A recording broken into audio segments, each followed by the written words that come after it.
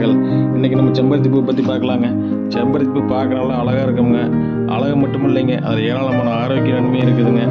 செம்பருத்தி பூ இனிப்பு, அப்புறம் நல்லா தோற்பு சுமையாக இருக்குங்க. செம்பருத்தி செடியில் பல வகை இருக்குதுங்க. அதில் உலகம் முழுசாக மூலிகை மருந்தாக பயன்படுத்திக்கிட்டு இருக்கிறாங்க. ஒரு 4-5 செம்பருத்தி பூ போட்டுங்க, கொஞ்சம் தண்ணி ஊற்றி டீ வச்சு குடித்தாங்க பித்தங்க. அப்புறம் நைட்டில் அந்த கண்ணு முடிச்சு வளர்க்குறவங்களாம் கம்ப்யூட்டரில் அவங்களுக்குலாம் அந்த உடம்பு சூடு அதிகமாக இருக்குதுங்க. அந்த டீ நல்லா குறைக்குதுங்க. அடுத்ததுங்க செம்பருத்தி எண்ணெய். செம்பருத்தி எண்ணெய் அருமையாக இருக்குங்க. அதுக்கு ஒன்றும் இல்லைங்க, ஒரு 10 செம்பருத்தி இலைங்க, ஒரு 7 செம்பருத்தி பூவை, தேங்காய் எண்ணெய் ஒரு கப்புங்க அடுத்து எடுத்துங்க. அந்த செம்பருத்தி தலையுமே இலையுமே பேஸ்ட்டாக பண்ணிக்கங்க. தேங்காய் எண்ணெய் போட்டு கொதிக்க விடுங்க.